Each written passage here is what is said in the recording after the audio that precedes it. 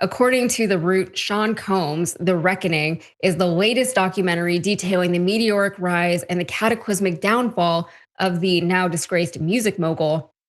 Executive produced by 50 Cent, the four-part Netflix docuseries pulls back the curtain on the life and times of Diddy, featuring never-before-seen footage and exclusive interviews with alleged victims, former associates, and employees. The highly anticipated series details how Diddy built an empire against the backdrop of allegations of abuse, coercion, and alleged sexual misconduct. So, the series included footage of Diddy documenting himself leading up to his September 2024 arrest.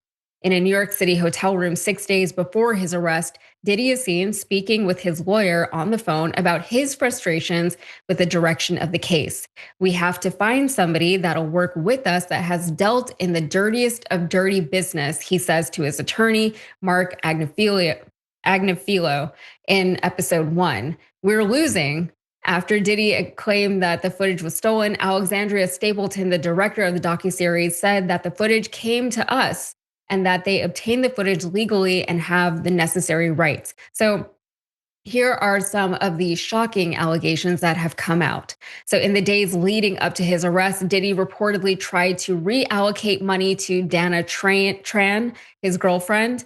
In the third episode, Diddy is seen speaking with Tran, the mother of his 3-year-old daughter, Love, about a financial deposit. He said, "I'm about to deposit $200 million right now," Diddy said in episode 3. "I feel good. They're holding the bank open for me. You feel me?" Tran is heard in the background saying he was in his Diddy bag. Ugh, gross. Okay, so Diddy once allegedly slapped his own mother also in the aftermath of the tragic City College of New York celebrity basketball game. Kirk Burroughs, the co-founder of Bad Boy Records, alleged that Diddy slapped his mother, Janice Combs. Diddy was reportedly depressed and on administrative leave at the time from Uptown Records after dropping out of Howard University.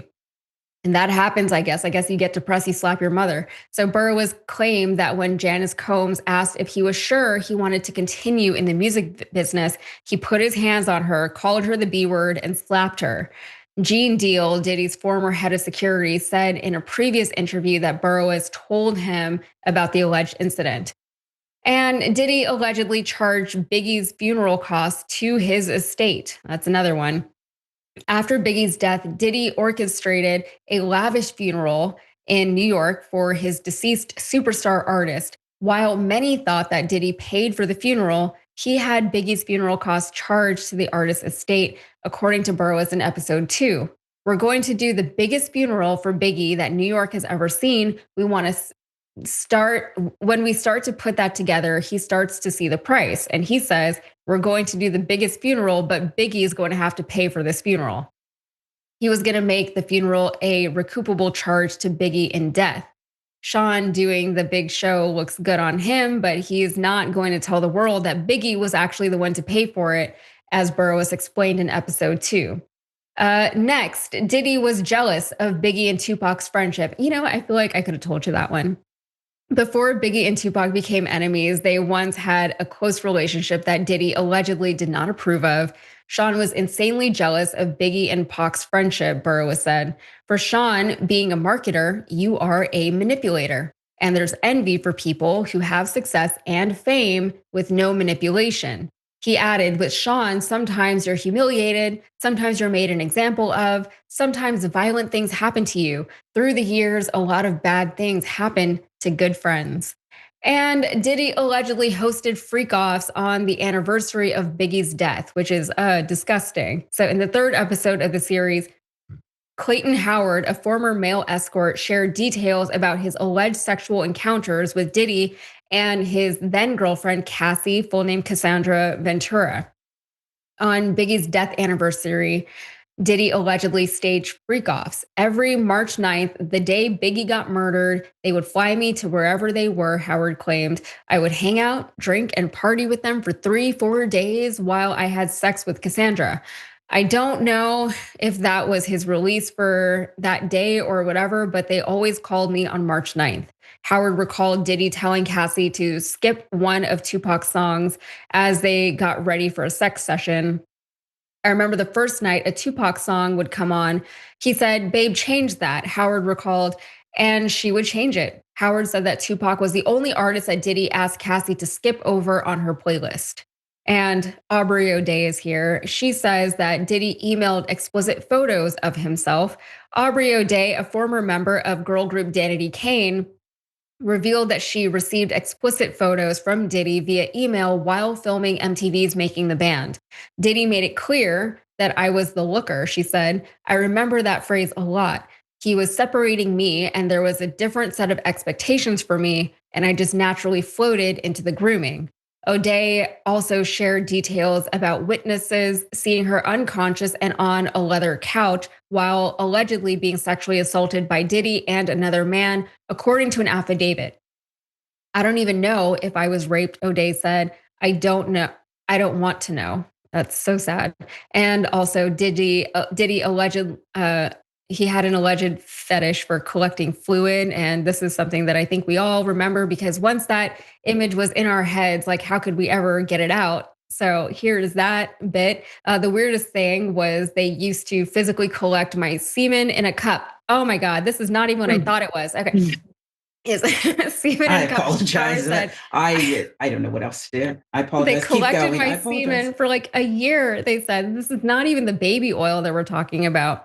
Okay, I'll just read that again so you're clear. The weirdest thing was they used to physically collect my semen in a cup. Howard said they collected my semen for like a year. When Howard finally asked him about the alleged collection, Diddy was upfront about his rationale. He told me, "I like to see her play with it and drink it." He said, "What's wrong with that?" Howard claimed I was like, to each their own.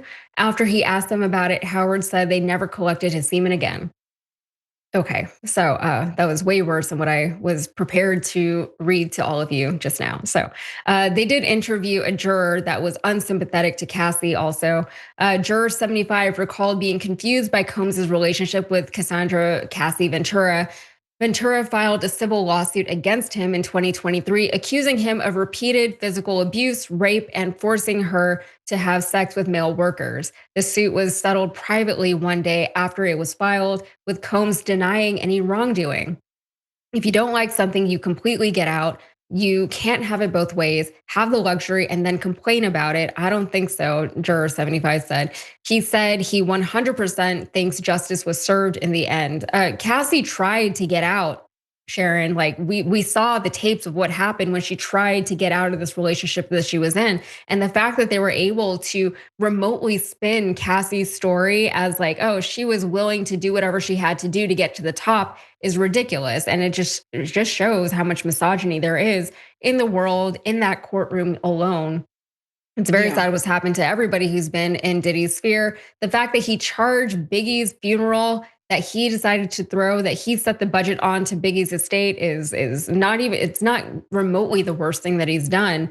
But Diddy is sitting in Rikers right now, which is probably where he should be. And it's also not there's not a zero chance that Trump is going to give him a pardon. So it just unbelievable. What do you Well, think? it's being good company with the other people who have received special treatment, like, Paul Manafort. Ghislaine Yeah. Maxwell and others. Listen, this is so gross. Let's talk about Juror 75, who probably walks around in raw animal skin and carries a club because that's how antiquated his thinking is. A Mhm. woman deserved it. By the way, I proudly say, I'll do what it takes to get to the top, not whatever it takes, but women should stop even moonwalking that back. Cassie had a right to be whatever she dreamt of being, rich, famous, beautiful, on posters, whatever she wants, just like Sean Diddy, baby oil, skank, nasty, leave me out of the details, desired to be and went for it. It doesn't mean he gets a right to do what he did. Aubrey O'Day is someone that Juror 75 would say is an attention seeker. Look at me, I'm this, I'm that. She's all of that. And I believe every word of what she said about this monster. Mhm. If I were his mother, this is the one time I'm not sure I'd find one redeeming quality and want to be in his orbit. Sicko. It's just evil. It's like evil Evil. incarnate, you know? And I felt Mhm. so bad for Aubrey O'Day when she said she doesn't know if she was raped. She doesn't even want to know what happened because then she would have to live with what has happened to her. And she, yeah, Diddy had that show Making the Band where he put together a band and, that was Danity Kane and Aubrey O'Day was one of the 5 members who made it into the band. And there's so many, if you go back and watch clips from that show, it was horrendous the things that he had them do. And back then, there was a lot going on in reality television that was so ridiculous. I mean, you can watch so many other shows that were on at that time, and you can see the abuse that they put these contestants through. But it's just like it's worse, I think, than what Tyra Banks put some of those models through on America's Next Top Model, and that's Abuse. saying something. But it just feels like just pure evil, like no regard, no regard for anybody, but also no capacity for any kind of empathy, just psychotic behavior, like diagnosably. I mean, I'm not a doctor or anything like that, but I feel like has a doctor not looked at him or looked at his case? Because like there has to be something diagnosable here beyond just like your everyday narcissism.